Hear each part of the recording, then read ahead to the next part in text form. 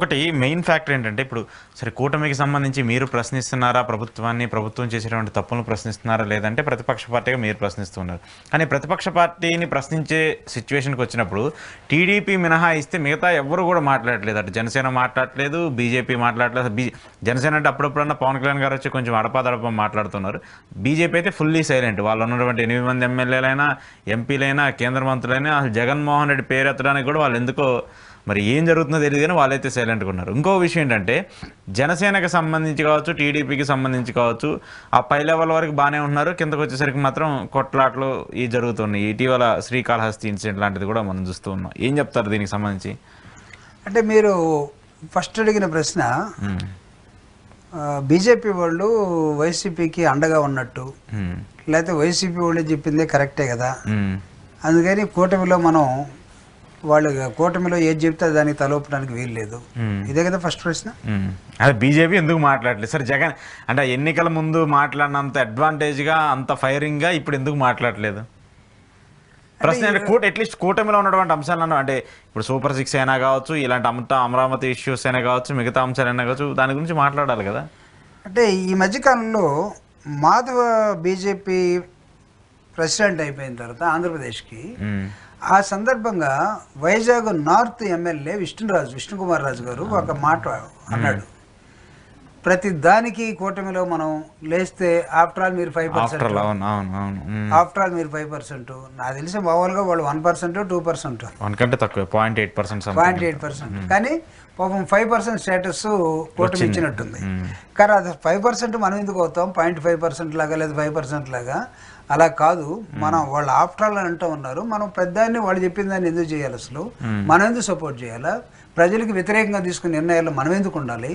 మనల్ని after all 5% వాళ్ళు ఎందుకు అనాలి? మనం అంతకన్నా ఎక్కువే ఉన్నాం అనే ఒక డిసిడెంట్ వాయిస్ బీజేపీ నుంచి బయటకు వచ్చింది.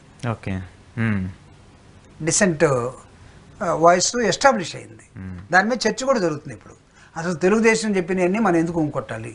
బీజేపీ వాళ్ళు కొంత కన్స్ట్రక్టివ్ ఒపీనియన్లోకి ప్రజల తరఫున మాట్లాడటం కోసం ప్రయత్నం చేయాలనే ఒక ఆలోచన వాళ్ళలో వస్తూ ఉంది.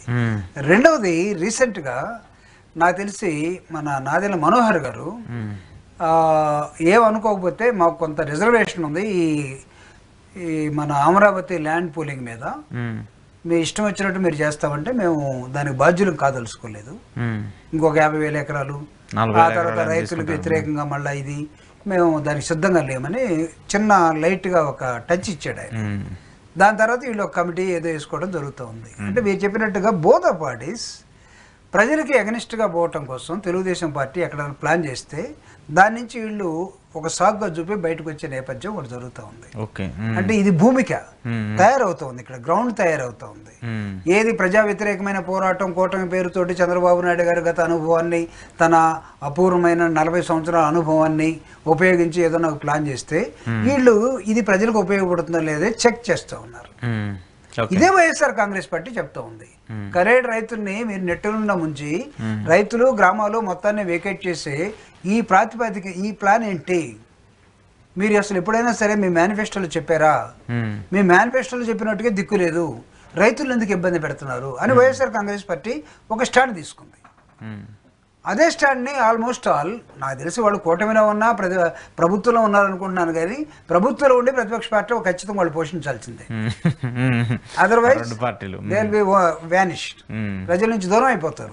ఆ భయం వాళ్ళకు ఉంది కాబట్టి ఖచ్చితంగా క్వశ్చన్ చేస్తారు. ఒకవేళ పవన్ కళ్యాణ్ గారు ఆ లెవెల్లో ఉండి మాట్లాడలేకపోవచ్చు, లేకపోతే మాధవ్ గారు, పురంధరేశ్వరి గారు ఆ లెవెల్లో ఉండి మాట్లాడలేకపోవచ్చు, కింద వాళ్ళు మాత్రం ఖచ్చితంగా మాట్లాడతారు. అందుకే సెకండ్ నిన్న జనసేనలో ఇతను మాట్లాడటం జరిగింది. చాలా వాటికి పాపం మనోహర్ గారే ముందు ఉంటాడు కదా పాలసీ మాట్లాడాలంటే, తర్వాత హీరో బయటకు వస్తాడు.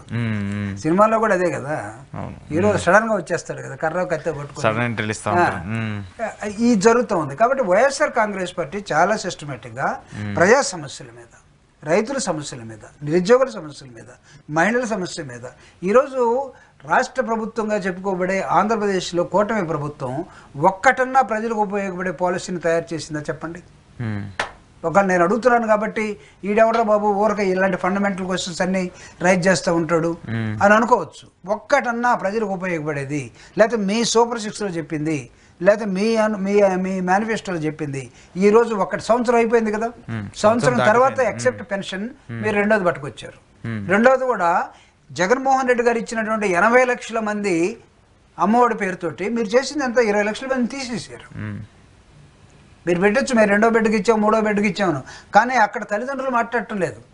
మా రెండో వాడికి రాలేదని అని చెప్తున్నారు వాళ్ళు, మూడో వాడికి రాలేదని చెప్తున్నారు. కానీ మీరు ఎందుకు చెప్పారు నీకు 15 ఇవన్నీ వచ్చినాయి కదా అప్పుడు. సో ఇప్పుడు అది ఇంప్లిమెంటేషన్లో జరగట్లేదు, ఫెయిల్ అవుతూ వచ్చారు. దాని మీద నీకు ఇప్పుడు జనసేన మాట్లాడలేదు, దాని మీద బీజేపీ మాట్లాడలేదు. జనసేన స్కీమ్స్ గురించి అసలు ఏం మాట్లాడలేదు. ఒక్క పెన్షన్స్ మినహాయిస్తే మిగతా ఏ విషయంలో కూడా వాళ్ళు మాట్లాడి అసలు మాట్లాడలేనటువంటి పార్టీ పరిపాలనలో భాగస్వామిగా ఉండాలా చెప్తున్నాను. క్వశ్చన్ చేయాలి. ఈరోజు చంద్రబాబు నాయుడు గారు రేపు 26న నీకు ఎక్కడికో పోతున్నాడు సింగపూర్. ఒక 4 రోజులు రాడు, 4 రోజులకి deputy CM will be acted as a CM అని ఇచ్చాడు. కొత్త సాంప్రదాయం తీసుకొస్తున్నా. ఎవరిని సాటిస్ఫై చేయటం కోసం ఇక్కడ వస్తున్నాం అంటే అలిగి ఉన్న ఇంకొక స్టార్ట్ తీసుకోబోతున్నా ఒక అతన్ని నువ్వు 4 రోజులు సీఎం ఉండవు. అదే సినిమా 1 గంట సీఎం లేకపోతే 1 రోజు సీఎం, నీ 4 రోజులు సీఎం. అంటే ఏమన్నా ఆ టైంలో ఏమన్నా తీసుకోవాలన్నా, నిర్ణయాలు తీసుకోవాలన్నా, ఏమన్నా ఇష్యూస్ ఉన్నా, లేదంటే ప్రభుత్వానికి సంబంధించి ఏమైనా ఉన్నా కూడా ఆ బాధ్యతలు నేను పవన్ కళ్యాణ్ గారికి ఇస్తున్నా అని చెప్పారు. తప్పే ఉంది దాంట్లో? లేదు కదా. ఇది మన ఫెడరల్ సిస్టమ్ కదా. సో ప్రైమ్ మినిస్టర్ 42 దేశాలు తిరిగాడు.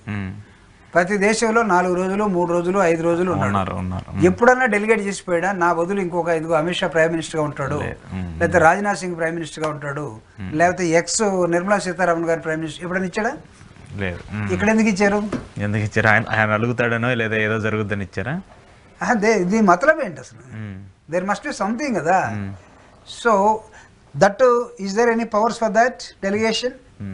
ఆ డెలిగేటెడ్ పోర్ట్ఫోలియోకి నిజంగా డెసిషన్ మేకింగ్ పవర్స్ ఉన్నాయా? అంత ఫాస్ట్ డెసిషన్ అంటే బ్యాడ్ కాదు, కానీ వెన్ చంద్రబాబు నాయుడు గారు and his team at Singapore, if something went wrong in Andhra Pradesh, who has to take a decision? ఫోన్లో నుంచి ఆయన చెప్తాడా, ఇక్కడి నుంచి ఈయన తీసుకుంటాడా?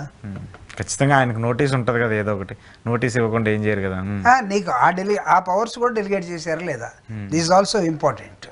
సో కాబట్టి అసలు నీకు డెలిగేషన్ అని వచ్చిందంటేనే నువ్వు బతిని అడుకుంటున్నట్టు.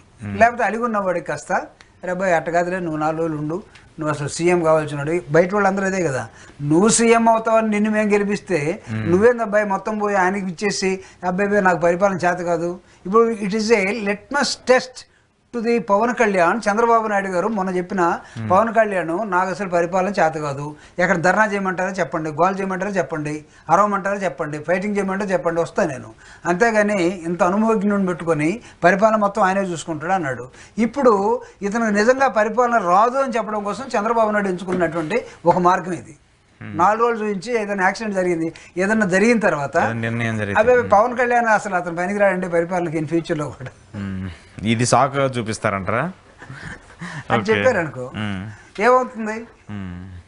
ఖచ్చితంగా అది ఉంటుంది.